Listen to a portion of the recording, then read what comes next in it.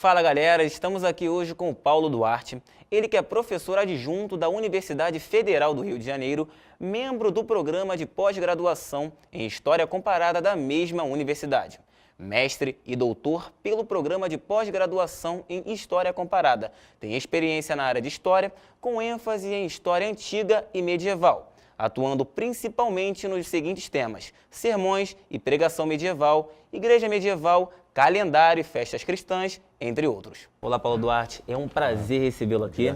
Então, explica pra gente, em que momento da tua vida você optou por cursar a graduação de História?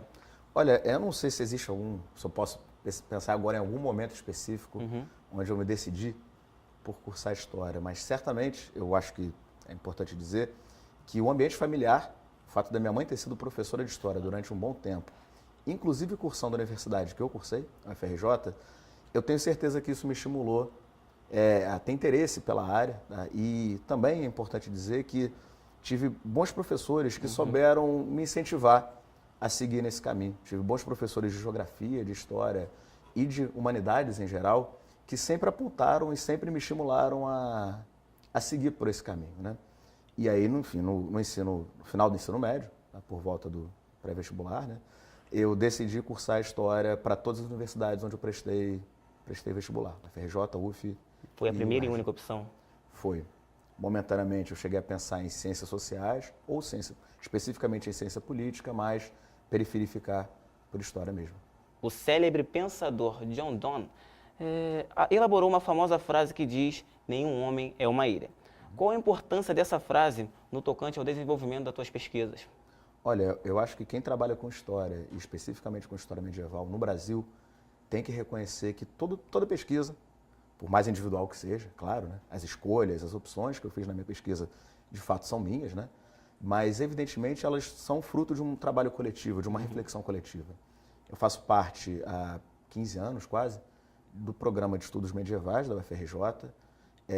Atualmente sou colega da minha ex-orientadora, professora doutora Leila Rodrigues, e ela coordena, junto com a professora Andréia, e agora comigo, esse programa, sempre estimulando que os jovens graduandos, os jovens mestrandos, aqueles que têm interesse na vida acadêmica, que tentem, sempre que possível, compartilhar coletivamente textos, organizar debates, participar de conferências, produzir materiais didáticos, livros de divulgação, livros de pesquisa acadêmica mais específica, tá? E eu tenho certeza que tudo que eu escrevo e tudo que eu produzi até agora e continuo produzindo, certamente é reflexo direto dessa contribuição coletiva, que claro que a gente não consegue pensar o tempo todo quem contribuiu com o quê, mas que está presente o tempo todo na minha reflexão. O mais interessante é que de 2014 para cá, eu posso agora contribuir para a formação de novos orientandos. Eu passo de orientando para orientador e tenho a mesma preocupação em garantir que os meus alunos, jovens, todos eles praticamente, que eles possam crescer coletivamente, a partir das sugestões, das críticas e das reflexões que a gente elabora em conjunto, a partir das nossas reuniões semanais ou, como eu disse, participando de eventos, enfim, se inscrevendo em comunicações, entendendo que tudo aquilo é coletivo mesmo. A respeito da frase, onde você viu? Essa frase, enfim, ela está presente num livro, é o livro que eu considero mais importante que eu já li até hoje, né? Teve uma influência muito grande na minha vida, se chama Por Quem os Sinos Dobram, né? De um autor americano chamado Ernest Hemingway, que faz referência ao John Donne, né? Uma frase maior, mas eu acho que a ideia de nenhum homem ser uma ilha tanto para a minha vida pessoal, quanto especialmente para a minha vida acadêmica, um norte, né? Tanto que eu me preocupo em escrever constantemente a partir da primeira pessoa do plural. Eu acho que, sem querer esmiuçar a contribuição de cada um, mas tudo aquilo que eu escrevo é fruto de conversas formais e informais. Não eu, né? Sempre o nós. Debate, exatamente, sempre no nós. Prefiro escrever dessa forma por uma opção de fato. Segundo alguns historiadores, a Idade Média seria um tempo intermediário entre a Idade Antiga e a Idade Moderna. O que te levou a estudar um período que é denominado como a Idade das Trevas? Olha, quando eu entrei na faculdade, eu tinha duas opções, né? Eu pensava em estudar tanto história contemporânea, principalmente o século XX me interessava, século das duas guerras mundiais, da Guerra Fria, né? E da inserção do Brasil nesse contexto internacional, mas também sempre pensava na possibilidade de estudar história medieval. Possivelmente por questões de afinidade com livros que eu li na adolescência, com filmes que eu assisti. Isso, de alguma forma, sempre despertou meu interesse num período que, como você disse muito bem, é considerado tanto intermediário entre a cultura antiga e a cultura moderna, né? A civilização antiga e a civilização moderna, quanto é sempre muito considerado exótico, né? A Idade Média, no cinema, na literatura, nos jogos de computador, ela está associada àquilo que a gente não enxerga hoje, né? Então, a Idade Média é associada, muitas vezes, a bruxas, a proezas, castelos, dragões, ou, ao contrário, como foi muito bem perguntado, a trevas, a barbárie, a morte, a violência, ao fanatismo religioso, né? E, de alguma forma, à medida que eu ia estudando no PEN, um grupo de pesquisa muito sério, que foi transformando esse meu primeiro interesse muito primário em alguma coisa mais lapidada, mais organizada, eu fui percebendo que essa nomenclatura de Idade das Trevas ela é absolutamente preconceituosa e pejorativa, porque ela reserva para a Idade Média uma ideia de que, no máximo, a Idade Média é um intervalo entre a civilização antiga e a civilização moderna. E tudo aquilo que é rejeitado pela modernidade, o fanatismo religioso, a pobreza artística, tudo isso vai ser considerado como característico da Idade Média. Entendi. Então, o meu interesse sobre o período ele se renova. Claro que ele não está mais tão associado aos livros e ao cinema, está associado a uma perspectiva mais acadêmica mesmo, mas eu acho importante denunciar a ideia de que a Idade Média é um período de trevas. Eu quero entender a Idade Média a partir do seu próprio filtro, do seu próprio olhar, né? Eventualmente, vale a pena falar um pouco sobre isso, surge também uma perspectiva que trata a Idade Média como a gênese da Europa, o momento em que os europeus já conhecem o nascimento tanto do cristianismo quanto das nações, né? E essa também é uma leitura um tanto quanto ingênua. Se a Idade Média não é trevas, certamente ela também não é um momento onde as pessoas necessariamente eram mais honradas, onde os cavaleiros protegiam os camponeses e as donzelas, onde o cristianismo era mais puro do que é hoje, tá? Então, nem tão negra, nem um período tão negro e de trevas para a humanidade, nem tanto uma legenda cor-de-rosa, como diz um célebre historiador medievalista, recentemente falecido, chamado Jacques Le Goff. Ele diz que o historiador que trabalha com a Idade Média ele tem que achar um ponto médio, um ponto razoável, que não leve tanto a denúncia da Idade Média como trevas, mas também não leve para um elogio ingênuo a respeito do período. Por que a divisão na Idade Média entre baixa e alta Idade Média? Por que essa necessidade? Isso vale a pena comentar, né? Curiosamente, quando a gente fala em Alta Idade Média, a gente está falando do período de formação da Idade Média, ou seja, final do Império Romano do Ocidente, quando o Império Romano do Ocidente supostamente cai na mão dos bárbaros germânicos, né? E abaixo da Idade Média seria o período onde o feudalismo já estaria formado, sociedade feudal, baseada em relações de servidão e de vassalagem, e onde, a partir de então, por volta do século X, essas relações começariam a se desarticular e levariam, depois de 5 séculos, à modernidade. Então, Alta Idade Média é o início do período medieval e a Baixa Idade Média seria o seu período de declínio, a sua segunda etapa. A Baixa Idade Média converge com a ascensão da burguesia? Certamente. A Baixa Idade Média converge não só com a ascensão da burguesia, mas com a ascensão das cidades, das universidades, de um conhecimento gradualmente mais racional, né? E, evidentemente, isso tem a ver com a ruptura entre Idade Média e modernidade. A Baixa Idade Média, portanto, é o período que corresponde ao fim suposto das estruturas medievais e à introdução das estruturas modernas. Ok. O que é e quando surgiu a necessidade de estudar história comparada? A história comparada é um exercício que os historiadores vêm tentando realizar de maneira cada vez mais sistemática há aproximadamente 100 anos, né? A história comparada, portanto, considera que todos os historiadores comparam, é inevitável a comparação, tanto para as ciências exatas quanto para as ciências humanas, mas o que o historiador comparativista procura fazer é sistematizar e organizar de um modo mais específico aquilo que é comparado. Você pode comparar épocas, pode comparar autores, pode comparar obras, né?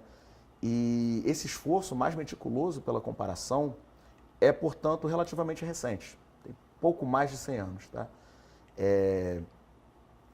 A história comparada, ela de alguma forma se apropria do que as outras ciências sociais já vinham fazendo, principalmente a sociologia, que tem no cerne dela uma perspectiva comparativa, tá?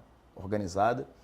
E eu acho que ela também tem muito a ver com o momento em que a história deixa de ser meramente narrativa narrar os feitos de grandes homens e grandes personagens da história, e ela passa a ter uma preocupação cada vez maior com análises sociais mais complexas, pensando economia, pensando a sua relação com a antropologia, tá? Com esses elementos que fazem com que a história se torne gradualmente mais complexa. E aí é importante assinalar que tem uma escola específica que pensa a relação da história com as outras ciências sociais.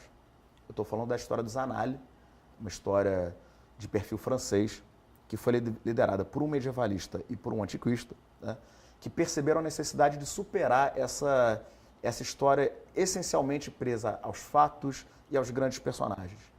E aí começam a tentar tratar de outros temas que até então não eram explorados. Tá? Economia, como eu disse, história demográfica, história social no seu sentido mais amplo, para tentar escapar dessa ideia apenas de falar dos grandes homens, né? E eu acho que a história comparada tem a ver com esse enfoque também, com essa perspectiva em se tornar mais analítica e menos narrativa, menos factual.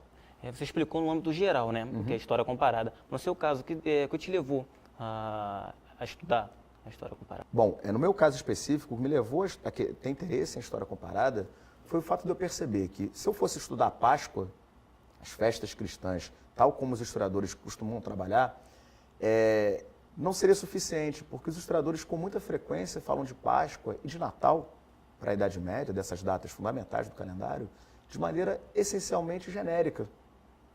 E aí não se preocupam em perceber, por exemplo, se a data da Páscoa era de fato celebrada por todos na mesma ocasião, se o Natal era celebrado necessariamente da mesma forma, né? E aí, para eu não falar nesse tom essencialmente genérico, eu recorri à história comparada para me dedicar ao estudo de dois autores, dois homens da igreja do século V e do século VI, né, que pensaram a respeito da Páscoa de maneira não tão genérica assim, pensando a Páscoa atendendo a questões específicas dos seus governos, das suas necessidades, dos cristãos que estavam sob o domínio deles. Tá? Então, comparar era essencial, para que eu não caísse mais uma vez na mesma lógica generalizante e muito ampla, como fizeram tantos historiadores, inclusive o mencionado Jacques Le Goff, que falava em Páscoa sempre de maneira muito ampla, sem se preocupar em entender se a Páscoa, se ela poderia ter algum uso, alguma utilidade mais específica, dependendo de onde ela era apresentada. A Páscoa era o norte do calendário na Idade Média. Perfeito. A Páscoa era o norte do calendário cristão, continua sendo, né? Apesar do Natal ter uma importância também muito grande, pelo menos para os homens da igreja, para os eclesiásticos, a Páscoa é o evento mais importante, e ela já era importante para as primeiras comunidades cristãs, que a gente chama de paleocristãs, né? Então, mesmo antes do cristianismo ser considerado uma religião lícita, quando os cristãos eram perseguidos pelo Império Romano, né, já existia uma preocupação muito grande em celebrar a Páscoa de modo a distinguir judeus de cristãos. Vale a pena lembrar que a Páscoa, em sua origem, é uma celebração judaica, que tem a ver com o Êxodo, com o momento em que os judeus saem do Egito e retornam à Terra Prometida, né? E aí os cristãos têm uma necessidade, a partir do momento que se preocupam em se separar dos judeus, em marcar especificamente isso a partir dessa data festiva. Comemoramos uma Páscoa que não é judaica, né? E aí a Páscoa cristã, obviamente, não tem mais a ver com o Êxodo, ela passa a ter a ver com Cristo e com a morte e a ressurreição de Cristo, exatamente, no período pascal, né? Isso na Idade Média se amplia, a Páscoa vai se tornando cada vez mais complexa e mais extensa. Depois de um tempo, sem que a gente possa precisar, surge uma data, um período de 40 dias que antecede a Páscoa, que é um período de abstinência, de jejum, de penitência, né? Que é precisamente a Quaresma, né? Hoje em dia eu diria que a Quaresma perdeu força para a maioria dos cristãos, mas ela durante a Idade Média foi essencial para a chegada da Páscoa. Era indispensável que os cristãos se dedicassem à Quaresma para poder receber Cristo na festa do domingo da ressurreição. Então, Paulo, há um hiato de 2 anos entre o fim do teu mestrado e o início do teu doutorado. Há alguma conexão entre as duas teses defendidas? Certamente.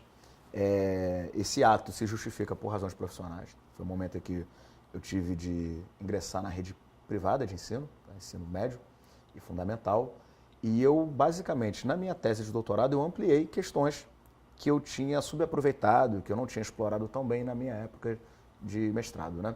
Então, eu mantenho a mesma questão do calendário, não só mais trabalhando com a Páscoa, mas agregando o Natal como uma festa a ser analisada, e eu passo a estudar 2 bispos de um alcance maior. A princípio eu tinha estudado um bispo que tinha uma produção textual menos decisiva, menos impactante, e no doutorado eu agrego um bispo muito famoso na Idade Média, chamado Leão Magno, né? Ele é conhecido como um dos primeiros grandes papas da história da Igreja, e dentre outras coisas, ele, além de fazer muitos sermões, ele é considerado responsável por parar o avanço do Átila, o guerreiro huno, às portas de Roma, né? Então, eu diria que sim, existe uma continuidade evidente. Eu inclusive, anuncio isso na minha tese, que a minha tese é uma expansão da minha pesquisa de mestrado, e considero que no doutorado, já mais maduro, enfim, com mais tempo para estudo, inclusive, 4 anos e não 2, que eu tenha conseguido explorar melhor esses elementos que eu tinha deixado em aberto na época do mestrado. Qual o fator que impulsionou o avanço nos estudos sobre os sermões e a pregação medieval nas últimas 4 décadas? Uma pergunta excelente, né? A gente percebe esse avanço, eu prefiro, no primeiro momento, identificar quais são as evidências que a gente tem para esse avanço, né? Esse avanço nos estudos sobre sermões e pregação medieval, eles podem ser testemunhados de 2 formas, pelo menos, tá? Em primeiro lugar, hoje em dia já existem congressos próprios voltados para os sermões medievais, né? Revistas próprias, grupos de pesquisa de alcance internacional estão organizados para divulgar essa temática de pesquisa, e, ao mesmo tempo, se percebe que, nos últimos 40 ou 50 anos, uma série de edições críticas bilíngues foram feitas tratando de muitos textos medievais, mas também, especialmente, dos sermões, tá? Essas edições críticas geralmente são francês-latim, inglês-latim, algumas em português já, tá? Uma série de traduções disponíveis também para português e para espanhol, e eu acho que isso é reflexo desse crescente interesse na área de sermões e de pregações medievais, tá? Que tem, a meu ver, que tem muita relação direta com pelo menos 2 fatores, né? O fato de que a historiografia, os historiadores, mais recentemente, passaram a tentar estudar os fenômenos históricos não só a partir dos documentos considerados oficiais, e no caso da Idade Média, eu estou falando basicamente das histórias dos povos germânicos ou dos concílios da Igreja, eles então passam a tentar estudar a história medieval a partir de documentos que até então eram deixados de lado, como os sermões, as cartas e as vidas de santo, um documento também bem específico da Idade Média, tá? E tem a ver com o que a historiografia conhece como virada linguística. A ideia de que é necessário explorar nos documentos medievais os aspectos retóricos da documentação, a ideia de autoria, um sermão como um documento que evidentemente é um texto retórico, tem uma preocupação argumentativa e de convencimento, mas que evidentemente tem que ser estudado também por conta disso. Quais são as estratégias que os pregadores utilizaram para convencer os fiéis, para fazê-los entender a mensagem, inclusive, eventualmente, considerando que a mensagem não foi entendida. E isso é característico de uma renovação historiográfica dos últimos 40 anos, que necessariamente vai olhar para os sermões para poder entender que tipo de estratégia e de persuasão os pregadores na Idade Média e talvez hoje tenham que ter utilizado para convencer, né? Eu acho que é absolutamente pertinente com o que a gente percebe hoje quando se fala em teoria de performance, quando se fala em sociedade do espetáculo, né? Tem a ver com isso. O momento em que os pregadores, de fato, faziam contato com as comunidades cristãs e que tipo de recurso eles usavam, né? Santo Agostinho falou muito sobre isso. O Leão, o bispo que eu estudei, né, o Leão Magno, também falou bastante sobre isso, entre tantos outros. O que era necessário fazer para convencer os fiéis, né? E eu acredito que é um tema absolutamente pertinente quando a gente percebe hoje a mensagem cristã sendo divulgada por igrejas católicas, neopentecostais, né, tradicionais da protestantes, por assim dizer, e é fundamental, portanto, estudar isso, né? E por que a Páscoa ganhou importância fundamental como um evento que passou a orientar o calendário entre os séculos 4 e 6? Ótima pergunta. Como eu tinha dito, a Páscoa já era um evento celebrado pelos primeiros cristãos, ela já tinha uma importância para as primeiras comunidades cristãs, e essa importância se amplia durante a Idade Média, né? Por quê? Basicamente, a gente tem que lembrar que nos primeiros séculos o cristianismo é uma religião perseguida, né? Não tão perseguida quanto se fala, mas evidentemente tem muitos mártires que são mortos pelos imperadores romanos, tanto no Coliseu quanto de outras tantas formas, né? E as comunidades cristãs, além de serem perseguidas, eram muito diversas. Então, evidentemente, o cristianismo que existia em Jerusalém era muito diferente do cristianismo que existia em Roma e era muito diferente do cristianismo que existia em Alexandria e as outras cidades cristãs, né? Quando o cristianismo se aproxima do Império Romano, e isso é fruto de um imperador romano chamado Constantino, aquele que seria o primeiro a se converter ao cristianismo, o cristianismo certamente cresce e a igreja se favorece com isso. Ela consegue isenções fiscais, ela consegue se estabelecer de maneira segura. Todos os bens que foram tomados no período da última grande perseguição são restituídos à igreja, mas Constantino cobra uma coisa que a igreja até então não tinha uma grande preocupação em ter: uniformidade. A moeda de troca de Constantino, a contrapartida que ele cobra da igreja, é que a igreja passe a tentar se uniformizar em coisas que até então eram extremamente vagas. Na liturgia, nos textos considerados sagrados, tudo isso era muito variado, muito diverso. E aí o que Constantino cobra da igreja é exatamente uniformidade. Nesse caso, vale a pena a gente lembrar, se a data da Páscoa já era um motivo de preocupação dos primeiros cristãos, que ela fosse celebrada de maneira universal por todos os cristãos, quando Constantino se aproxima da igreja, essa cobrança aumenta, né? E apesar de todos os esforços da igreja na Alta Idade Média e na Idade Média Central e na Baixa Idade Média, apesar de todos os reclames dos concílios da igreja, é seguro dizer que a data da Páscoa ainda foi celebrada de maneira muito diversa durante todo o período, né? Alguns padres denunciam, inclusive, que enquanto alguns cristãos já celebram a Páscoa, outros ainda estão na Quaresma. E outros já estão em Pentecostes, ou seja, o evento que vem bem depois da Páscoa. Tá? Então, essa suposta confusão do calendário, que se testemunha durante a Idade Média, indica que a data da Páscoa não foi plenamente consolidada por uma série de razões. Questões de ordem tecnológica, pelas dificuldades de comunicação, pelos interesses que cada comunidade cristã tinha em se preservar de alguma forma relativamente autônoma em relação às outras, tá? E vale a pena dizer que ainda hoje os cristãos não celebram a Páscoa de maneira universal. Se você para pensar no cristianismo ortodoxo, que tem uma adesão muito forte na Europa Oriental, né? Na Rússia, nos Balcãs e, enfim, na Polônia, entre outros países, eles não celebram a Páscoa no mesmo momento que nós, cristãos do Ocidente, celebramos, né? Inclusive, tem grupos de cristãos que preferem não estabelecer uma data móvel para a Páscoa. Preferem celebrar a data da Páscoa com uma data fixa, né? E são chamados quartodecimanos, porque utilizariam a referência judaica para celebrar a data sempre no mesmo ano. Por que essa questão da mobilidade? A mobilidade? Isso. Excelente pergunta também. Era fundamental para os cristãos que eles não comemorassem a Páscoa no mesmo dia dos judeus. Como os judeus tinham uma data fixa para celebrar essa data, a preocupação dos cristãos era que não fosse o mesmo domingo que fosse celebrado entre judeus e cristãos. Então, para isso, existia todo um cálculo no calendário e na astronomia para que a data não pudesse coincidir, né? De fato, são contas obscuras. Eu estou repetindo aqui, eu estou fazendo uma paráfrase do Legoff.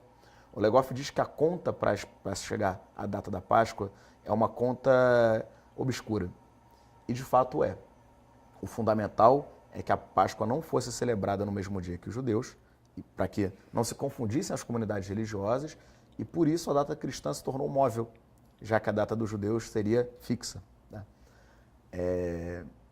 Essa confusão do calendário que eu mencionei, especificamente da data da Páscoa, ela é considerada pelos historiadores mais tradicionais como um dos grandes exemplos de como a Idade Média é atrasada, como a Idade Média é rudimentar, como a Idade Média simboliza, inclusive, uma irracionalidade no calendário.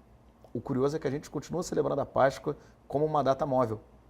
Ela continua sendo móvel, né? Porque é fundamental ainda para os cristãos considerar esses cálculos e considerar a distinção entre judaísmo e cristianismo. No processo de expansão territorial europeia, essa questão do calendário pascual era a pauta principal? Era uma das pautas principais? Certamente é uma das pautas, com certeza. Roma, o bispado de Roma, aquilo que a gente vai chamar de papado, né? À medida que expande as suas influências pelo norte da Europa, pelo leste europeu, pelo Mediterrâneo, tem sempre uma preocupação em garantir que a data da Páscoa seja celebrada de modo universal. O que quer dizer universal nesse caso? Celebrado a partir da determinação de Roma. A data que a Diocese de Roma estabelecer como data universal, em tese, é a data que as outras dioceses devem seguir. Né? Mas eu insisto, durante a Alta Idade Média, certamente o papado não teve força para impor a sua data. Né? Isso os concílios, as epístolas, os próprios sermões dão a entender. Né? Ok. Paulo, foi um prazer recebê-lo aqui. Imenso. Espero que você volte mais vezes para nós batermos Claro, um papo. eu agradeço e podem me convidar sempre que necessário. Sucesso na carreira. Obrigado. Rogério Almeida para a TV Juliano Moreira.